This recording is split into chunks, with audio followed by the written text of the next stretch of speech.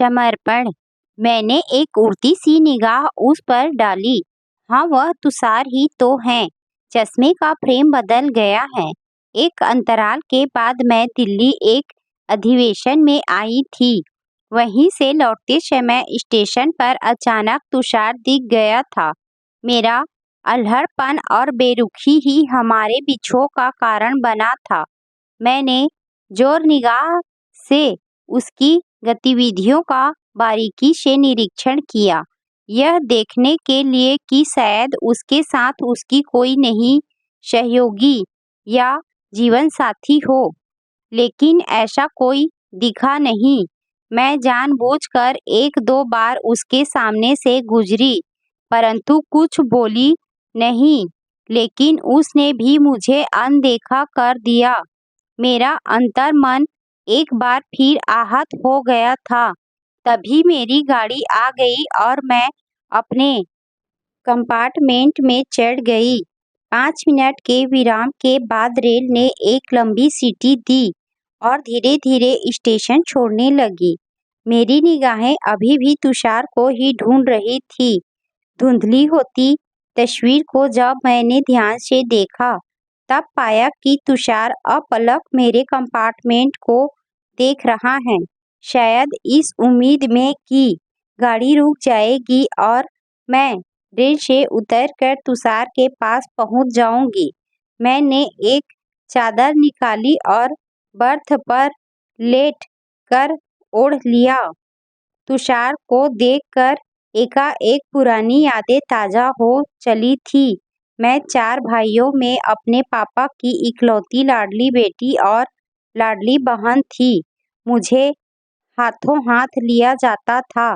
इसी लाड दुलार ने मुझे अल्हड़ और मुंहफट बना दिया था। माँ जब कोई संस्कार की बात करती, घर गृहस्थी और दुनियादारी की बात बताती, तब मैं बेरुखी से उसे हवा में उड़ा देती।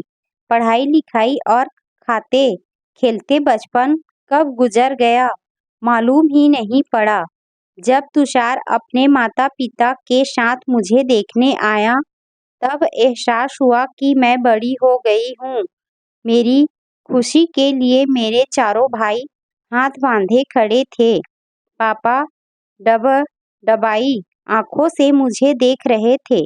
इस समय हिम्मत और समझदारी से काम ले रही थी, तो मेरी माँ जो हर तरह से यह कोशिश कर रही थी कि तुषार मुझसे शादी के लिए हाँ कह दे, लेकिन मैं अभी भी अपने को छोटी नादान बच्ची समझ रही थी। इसीलिए माँ द्वारा चाय लाने के लिए कहने पर मैंने बेरुखी से कह दिया था, वाह माँ, शादी आपको करनी है या मुझे? अरे हम लोगों को भी 2-4 मिनट का समय दो बात करने के लिए, एक दूसरे को समझने समझाने के लिए। इस पर सभी जोर से हंस दिए थे और तुषार की मम्मी ने कहा था, बहन जी, बिटिया सही कह रही हैं, अब हमारा समय तो रहा नहीं। तुषार मैं अकेले रह गए थे। थोड़ी देर की चुप्पी के बाद मैंने ही कहा था, हाँ तो तुषार साहब, आपको मैं पसंद हूँ, लेकिन यदि मैं यह कहूँ कि आप मुझे पसंद नहीं है तो आप क्या करेंगे? तुषार को उम्मीद नहीं थी कि मैं उसके साथ ऐसा व्यवहार करूँगी, इसीलिए पहले तो वह थोड़ा झिझका, फिर हंसते हुए बोला, मैं हाथ जोड़ूंगा, आपसे अनुनय विनय करूंगा कि हे सुंदरी, तुम मेरा ही वरण करो, तुम्हारे बिना मेरा जीवन अधूरा है। तुषार का यह समर्पण मुझे अच्छा लगा। इसके बाद हम लोग इधर उधर की बातें करते रहे। तुषार बैंक में अधिकारी हैं। हमारी इच्छा अनुसार शादी की तारीख 6 माह के बाद की पक्की कर दी गई। इस बीच मम्मी बराबर कोशिश करती रही कि मैं अपने व्यवहार में परिवर्तन लाऊं और घर गृहस्थी की बातें सीख लूं, लेकिन मैं हमेशा बेफिक्री से कह देती, डोंट वरी मम्मी, मैंने तुषार को परख लिया है, वह तो मेरी उंगलियों पर नाचने वाला है। शादी के बाद तुषार जितना झुकता गया मैं उसे और झुकाती गई।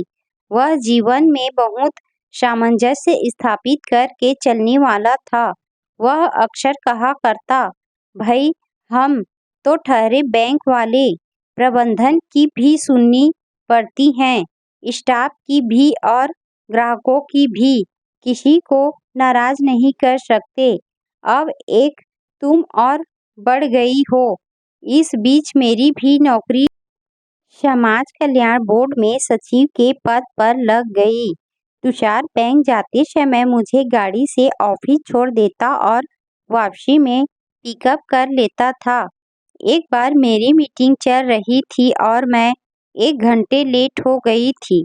जब मैंने इसके लिए खेद व्यक्त किया, तब तुषार हंसते हुए बोला, अरे हमने तो जनाब का 28 साल इंतजार किया है। अब ये 1 घंटे का इंतजार कोई मायने नहीं रखता। मैंने यह महसूस किया कि मेरा तो स्वभाव ही मुंहफट था। मैं बिना सोचे समझे किसी को भी कुछ भी बोल देती थी, जिसे तुषार तो सहन कर लेता था, लेकिन उसके मम्मी पापा के साथ मेरा यह व्यवहार उसे पसंद नहीं था। 1-2 बार उसने मुझे टोका भी, तब मैं भी उसे कह देती, मैं कैसी हूँ यह तुम्हें शादी से पहले देखना था। इसके बावजूद तुषार मुझे अपने व्यवहार में संयम बरतने के लिए कहता और मैं उसकी उपेक्षा कर देती। धीरे धीरे तुषार के मन की ग्रंथियों से मेरे व्यवहार के कारण स्नेह का प्रवाह कम होने लगा। उसने मुझे भरपूर मौके और समय दिया कि मैं उसकी अपेक्षा अनुसार बन जाऊं, लेकिन मेरा हठी स्वभाव और लापरवाही इसमें बाधक बन रही थी। जब तुषार का दिल्ली ट्रांसफर हो गया, तो मैंने कहा था, मैं यहीं रहकर अपनी नौकरी करना चाहती हूँ, तुम अकेले ही दिल्ली चले जाओ, आगे देखेंगे। और तुषार दिल्ली आ गया था। मेरी बेरुखी और अल्हड़पन के कारण उसका भोपाल आना कम हो गया था। पत्र और फोन का संपर्क भी धीरे धीरे टूट गया था और हम दोनों अनजान से हो गए थे। मैं अकेली थी, इसीलिए अधिकांश समय मायके में ही गुजरता था। माँ और भाई जब तुषार के पास जाने के लिए ज्यादा जिद करते तो मैं अपनी नौकरी का वास्ता देकर उन्हें चुप कर देती थी। शायद कोई स्टेशन आ गया था। उतरने और चढ़ने वालों की आपाधापी मची हुई थी। तुषार को देखकर आज अच्छा लगा था। कभी कभी मैं सोचती, क्या स्वयं मेरे द्वारा ही पैदा की गई समस्या का कभी कोई हल निकल पाएगा। मेरी नासमझी की सजा तुषार भोग रहा था। मैंने शादी के बाद उसे दिया ही क्या है, अपनी समस्याएं, और उसने सामंजस्य स्थापित करने के नाम पर त्याग ही किया था। मेरे अकेले वापस आने पर सभी तरह तरह के प्रश्न कर रहे थे। तुषार मिला था क्या? उससे बात हुई थी? वह कब आ रहा है? माँ की आंखों में उम्मीद की एक किरण थी, लेकिन मेरे अकेले आने से ऐसा लगा मानो सबकी उम्मीदों पर पानी फिर गया था। मेरा अंतर्द्वंद चलता रहा और बिना किसी ठोस आधार के तुषार के साथ मेरा विछोह चलता रहा। हर कोई अपने अपने स्तर से सोच रहा था कि मेरा और तुषार का एकांकीपन ज्यादा नहीं चल पाएगा। माँ की सोच थी कि इनके बीच पैदा हुई तकरार थोड़े समय के बाद एक दूसरे को समझने पर दूर हो जाएगी, जबकि मेरे विचार में ऐसा कुछ नहीं होना था। मेरी हम उम्र सहेलियों की सोच थी कि शादी के बाद एक शारीरिक संतुष्टि की भी जरूरत होती है, जिसके कारण मेरा और तुषार का विछोह अधिक दिन नहीं चल सकेगा। मैं हैरान थी कि मेरा अल्हड़पन इन सब बातों से ऊपर था। बादलों की गड़गड़ाहट और बिजली की चमक के बीच मैं तुषार की छवि को हृदय में बसाकर ही संतुष्ट हो जाती थी। तो ठंड की कपकपाहट होने पर रजाई के अंदर तुषार की उपस्थिति को काल्पनिक एहसास दे संतुष्ट हो जाती थी।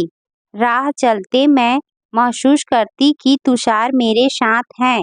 एक बात मेरे दिलो दिमाग में जरूर घूमती रहती कि मैं तो इस काल्पनिक मनः स्थिति से संतुष्ट हो लेती हूँ, परंतु तुषार भी तो एक संपूर्ण पुरुष है और फिर वह भी तो रतिकाम की इस दुनिया में विचरण कर रहा है।